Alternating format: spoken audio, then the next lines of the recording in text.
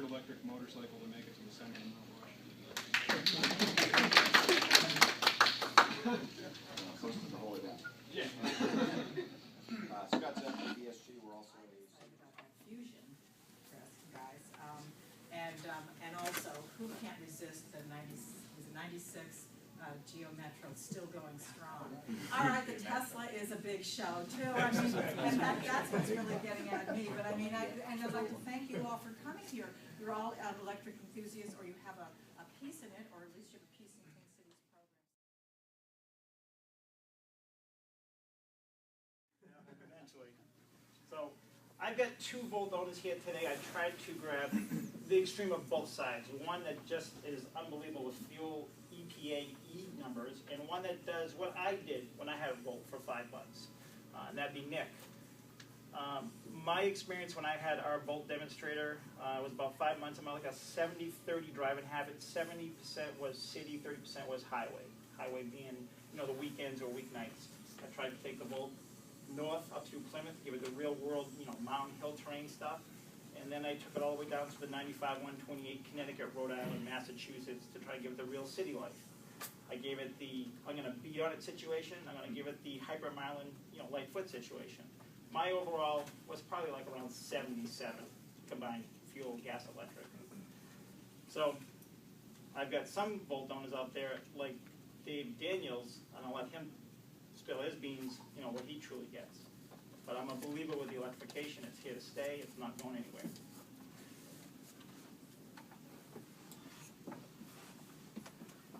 Everybody asks, why is the Chevrolet Volt for GM? This stuff is probably back from around 2010, 2011.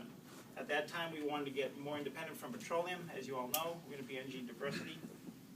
Technology was breaking for the electrification back on the automobile. We wanted to shift the public reception radically, which I feel we did. And then the overall fuel economy that we wanted to work with as an electric was 40 miles, free driving consumption. My average power consumption was about $1.43, $1.47 a night, which I was pretty pleased. It's almost like running a hot tub. So the electric bill was an increase maybe like $30 monthly.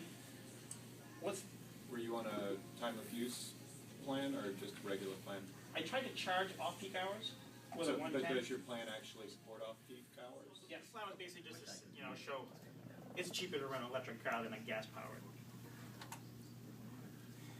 The overall hit of the electrification of automobiles into the overall grid of commercial, industrial, residential, less than 1%, which we pretty much all know the police amount. What I like to say about the Volt is, we do have 111 kilowatts of power, 370 newton-pounds of torque, top speed is 100 miles per hour. I think, Nick, you've been up about that speed, haven't you? Well, wait a minute, 100 miles per hour? Top speed. Just making a note of that. I can't beat the Tesla over here on my 0 to 60 acceleration. 9 seconds. It's actually 8.6. Do you know if that's vehicle limited? So I always like this slide. The left side is if you wanted to burn gasoline, 12 cents per mile at the price of $4.20. That's like getting 35 miles to a gallon compared to an electric on the right. I like the right. Then came around 2012. Like every other manufacturer, other players started to come online. Volt sales were up. Leaf was starting to come around. Prius was playing the game. Tesla was just starting to come to the market. But I like the overall lower right number, 52,000 electric vehicles for 2012. 52,000 for the whole year. Here we are for 13.